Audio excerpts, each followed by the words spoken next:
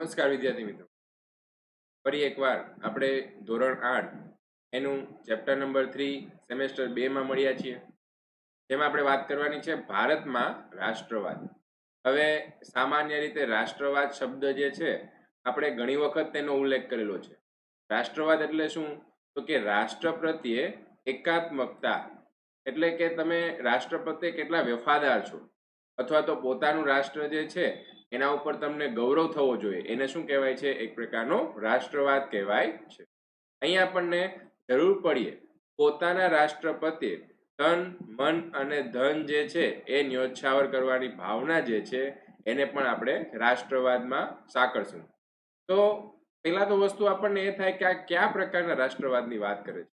તો તમને ખ્યાલ છે કે અંગ્રેજો જે છે એના દમન નીચે ભારતના લોકો જે છે સાવ કંટાળી ગયા હતા, અને તે લોકોનું દમન જે છે એ વધતું જ જતું હતું.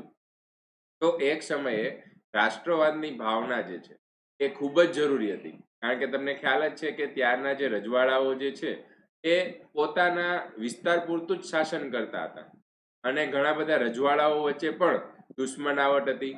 તો આવા રજવાડાઓ જે છે એ વિભાજિત થયેલા હતા. કેટલાક જે છે એ અંગ્રેજોનો સાથ આપતા હતા, કેટલાક જે છે એ ભારતના અલગ અલગ બીજા રજવાડાઓનો સાથ આપતા હતા.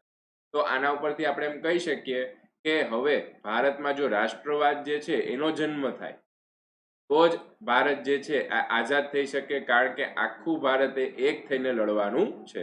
આપણે અગાઉ 1857નો વિપ્લવની વાત કરી હતી. તો આ 1857ના વિપ્લવ જે છે એને હારવાનું મુખ્ય કારણ શું હતું?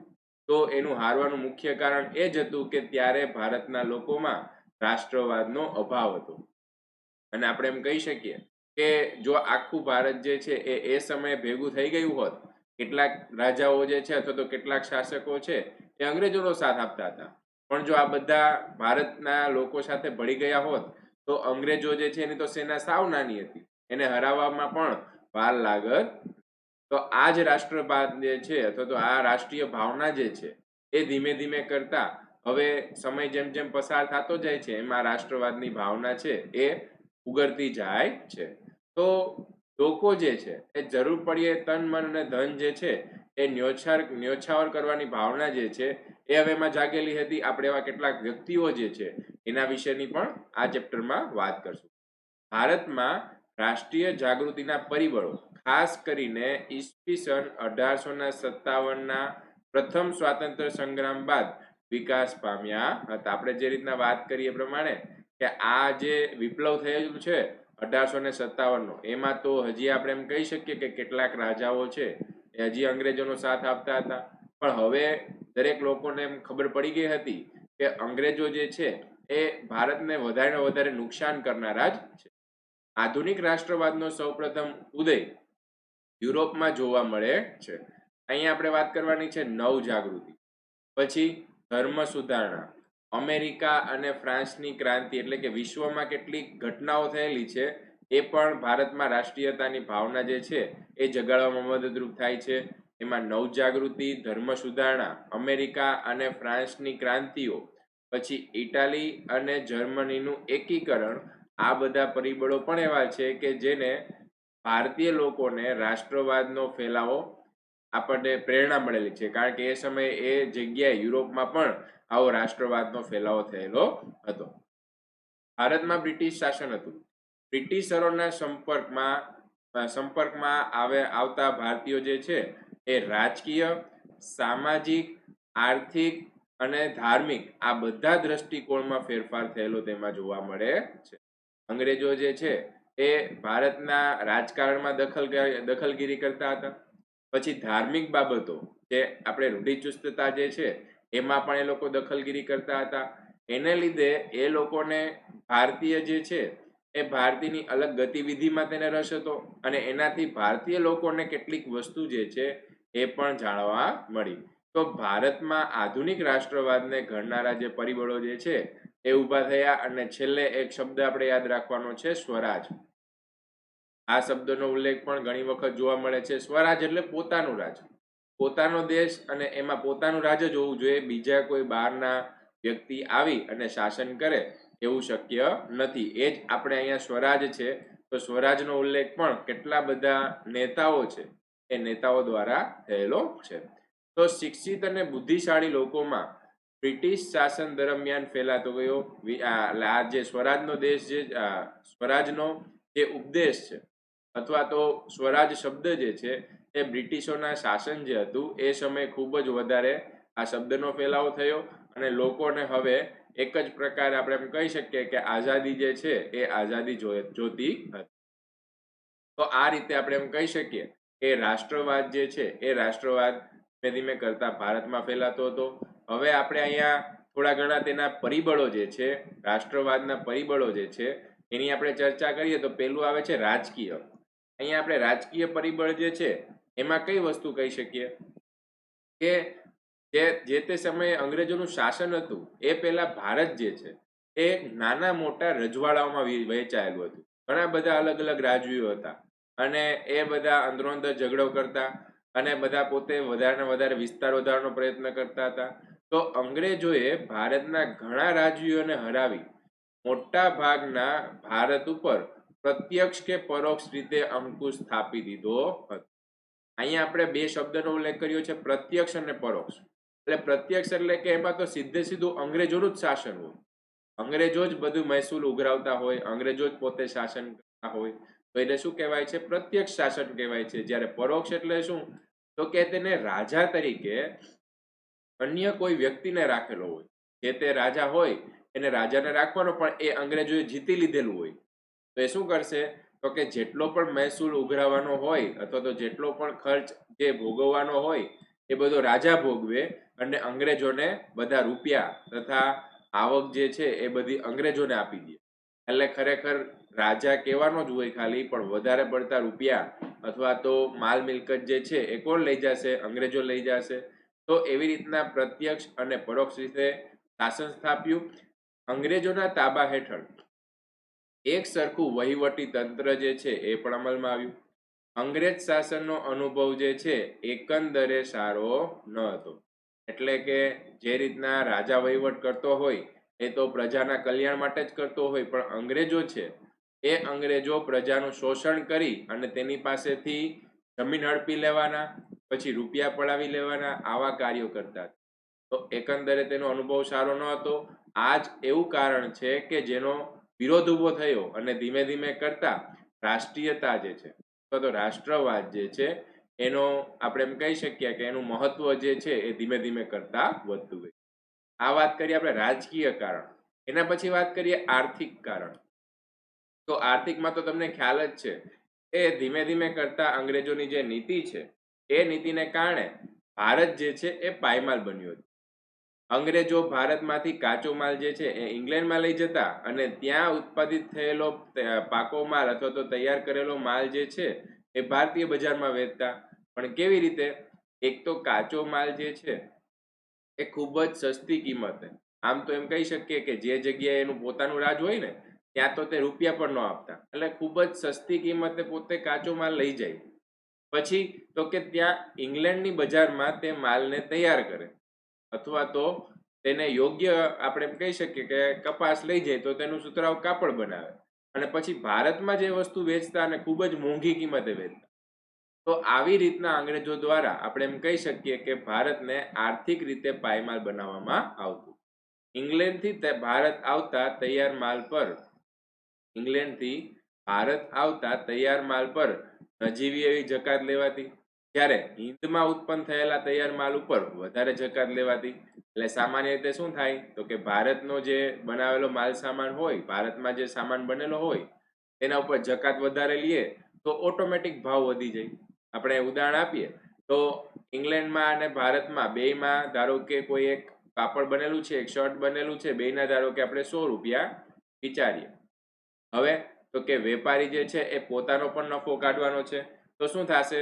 તો કે ધારો કે અંગ્રેજો છે એને જે આ 100 રૂપિયામાં શર્ટ બનાવેલો હોય એના ઉપર જકાત જે છે એ જકાત એટલે કે એમાંથી થોડા ઘણા રૂપિયા સરકારને પણ મળવા જોઈએ. તો એમાં જે જકાત જે છે ધારો કે 20% લેખે 20 રૂપિયા જકાત લગાડે. તો જે વેપારી છે એને શર્ટ કેટલામાં પડે છે? તો એને શર્ટ પડે છે 120 માં. એને શર્ટ પડે છે 120 માં.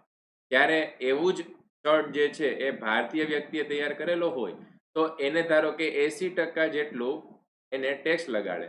તો 80% જેટલો ટેક્સ લગાડે એટલે 100 ના 80% એટલે 80 રૂપિયા. તો 180 ભાવ થઈ જાય કે નહીં? ભાવ કેટલો થઈ જશે? 180 રૂપિયા.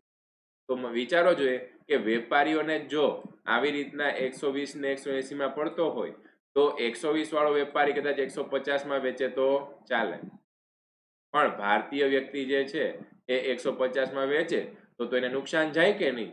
તો આવી રીતના આપણે એમ કહી શકીએ કે ટેક્સ દ્વારા એ લોકો શું કરતા, તો કે ભારતનો જે માલ સામાન છે, ભારતમાં ઉત્પન્ન થયેલી વસ્તુ છે એને ઓટોમેટિક મોંઘી બનાવી દે. એટલે લોકો જે છે એ લોકો સસ્તા કપડા તરફ વળશે અથવા તો સસ્તી વસ્તુ તરફ વળશે. તો આપણે એમ કહી શકીએ કે જેને લીધે પણ શું થાય છે, ભારતમાં કેટલા બધા ઉદ્યોગો છે એ ઉદ્યોગો પડી ભાગ્યા હતા. ઇંગ્લેન્ડમાં ઉત્પન્ન થયેલો માલ જે છે એ ભારતમાં સસ્તો વેચી શકાતો હતો. આ હરીફાઈમાં આપણે એમ કહી શકીએ કે ભારતના હસ્ત ઉદ્યોગ અને આપણે ઉદ્યોગ ધંધા જે છે એ ટકી શક્યા નહીં. આના પરિણામે શું થશે કે જે કારીગર વર્ગ હતો, આપણે તો ભારતમાં તો હસ્તકલાના કેટલા બધા કારીગરો હતા અથવા તો કુટીર ઉદ્યોગ પણ કેટલા બધા ચાલતા હતા. એ કારીગર વર્ગ જે છે એ સાવ બેકાર બન્યો. ભારતના ભોગે ઇંગ્લેન્ડ સમૃદ્ધ બનાવવાની જે અંગ્રેજોની નીતિ હતી એને પણ છેલ્લે શું કરેલું છે, તો કે ભારતીય લોકોમાં રાષ્ટ્રીયતાની જાગૃતિ જે છે એ એમને ફેલાવેલી છે.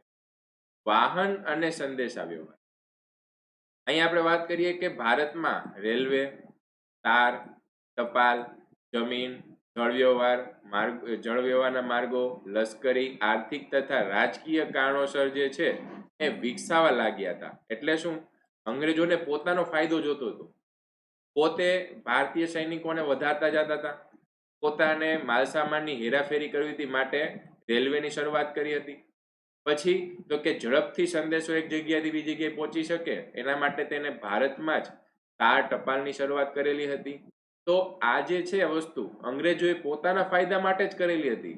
એટલે એને લીધે દેશના લોકોને, ભારતના લોકોને આર્થિક લાભ અથવા તો ભારતના લોકોને કોઈ પણ પ્રકારનો લાભ જે છે એ થવાનો નથી. તો આ સાધનોના ઝડપી વિકાસથી દેશમાં શું થાય છે, તો કે માનવીઓ એકબીજાથી નજીક આવે છે. ધારો કે આપણે ગાંધીજીનું ઉદાહરણ લઈએ તો ગાંધીજી જે છે એ પેલા ભારતમાં આવ્યા ત્યારે તેને આખા દેશની મુસાફરી કરી હતી. તો જો રેલવેની શરૂઆત ન થયેલી હોત તો આ મુસાફરી કરી અને તે જાણી ન શક્યા હોત કે દેશમાં કેવી રીતના અંગ્રેજોનું શાસન ચાલી રહ્યું છે અને એના દ્વારા કેવી દમનકારી નીતિઓ અપનાવવામાં આવેલી છે. એટલે ગાંધીજી પણ એનો સહારો લીધેલો હતો અને ગાંધીજીએ પણ ફરી અને પોતે નક્કી કર્યું હતું કે તે આ રીતના કાર્ય કરી અને પોતે દેશને આઝાદ કરવાનો પ્રયત્ન કરશે. ત્યારબાદ કારીગર તથા વેપારી વર્ગ જે છે એ ધંધાર્થે એકબીજાના પ્રદેશમાં જવા લાગ્યા અને તેમની વચ્ચે વિચારોની પણ આપલે, એટલે કે ગાંધીજી જેવા કેટલા બધા વ્યક્તિઓ જે છે એ પોતાના વિસ્તાર ઉપર થતું દમણની ચર્ચા કરે, પોતે આગળ જતા કેવી નીતિ અપનાવી શકે એના વિશેની ચર્ચા કરે અને પોતે રાષ્ટ્રવાદ જે છે એ ધીમે ધીમે કરતા ફેરવવા લાગ્યા. તેમના સંપર્ક વધવાથી જ્ઞાતિ, કોમ, પ્રદેશના ભેદભાવ જે છે એ ઓછા થયા. કારણ કે અલગ અલગ જગ્યાએ વિસ્તારમાં લોકો વેપાર કરવા જાય તો ત્યાં પણ એને આવા નાત જાતના ભેદભાવ છે એ ભૂલીને પોતાનું કાર્ય કરવાનું હોય. રાષ્ટ્રીય નેતાઓને તેમના વિચારો તથા યોજનાઓ પ્રજાના તમામ વર્ગમાં ફેલાવી શક્યા. એટલે કે રાષ્ટ્રીય નેતાઓ આપણે એમ કહી શકીએ કે ઘણા બધા નેતાઓ વિશે આપણે આ ચેપ્ટરમાં પણ ચર્ચા કરવાની છે.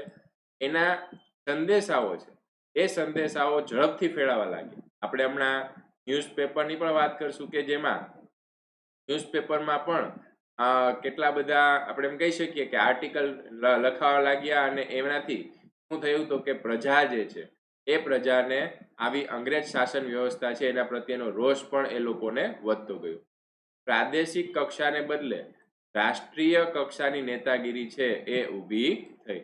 બાકી તો ધારો કે કોઈ આવી રીતના તાર ટપાલ અથવા તો રેલવેની શરૂઆત જ ન થઈ હોત તો લાલા લજપતરાય જે છે એ પણ પંજાબ બાજુ વિરોધ કરતા હતા. પછી ગોપાલ કૃષ્ણ ગોખલે છે એ પણ મહારાષ્ટ્રમાં વિરોધ કરતા હતા. પણ એ એકબીજાના સંપર્કમાં જ આવ્યા ન હોત. જો આપણે એમ કહી શકીએ કે છાપવું હતો તો અખબાર જે છે એની શરૂઆત ન થઈ હોત, તાર ટપાલની શરૂઆત ન થઈ હોત, તો આ બધી વસ્તુ છે એ શક્ય નહોતું. તો એને પણ રાષ્ટ્રીયતા વધારવામાં મદદરૂપ થયેલા હતા. ત્યારબાદ વાત કરીએ શિક્ષણ અને સાહિત્ય. અહીંયા આપણે વાત કરીએ કે શિક્ષણ, જો કે અંગ્રેજો જે છે એને પોતાના ફાયદા માટે અંગ્રેજી શિક્ષણ જે છે એ ભારતીયો પાસે કરાવડાવ્યું. અને આપણે એમ કહી શકીએ કે એવા કેટલા બધા વ્યક્તિઓ જે છે એ અંગ્રેજી શિક્ષણ લઈ અને પછી એને જે અંગ્રેજોની નીતિ જે છે એના વિશેનો ખ્યાલ આવ્યો. તો ભારતીય રાષ્ટ્રવાદના ઉદયમાં અંગ્રેજી કેળવણી જે છે એનો મોટો ફાળો રહ્યો. અંગ્રેજોની નીતિ કેવી છે, એ અંગ્રેજોની ભાષા જ ન આવડતી હોય તો ભારતીય લોકોને ખ્યાલ ન આવે. તો આ કેળવણીને કારણે પશ્ચિમી વિચારસરણી જે છે એ પણ ખૂબ જ વધારે ઉઘડી. ભારતમાં તો તમને ખ્યાલ જ છે કે કેટલા બધા કુરિવાજો ચાલતા હતા. તો આ જે પશ્ચિમી કેળવણી જે છે એને આવા કુરિવાજો બંધ કરવામાં પણ ઉપયોગી એવો ફાળો આપ્યો છે. વિશ્વનું ઘણું બધું સાહિત્ય જે છે એ અંગ્રેજીમાં હતું. આપણા દેશના લોકો જે છે એ અંગ્રેજી ભાષા શીખ્યા અને વિશ્વમાં પ્રવાહો જે છે એનાથી માહિતગાર થયા.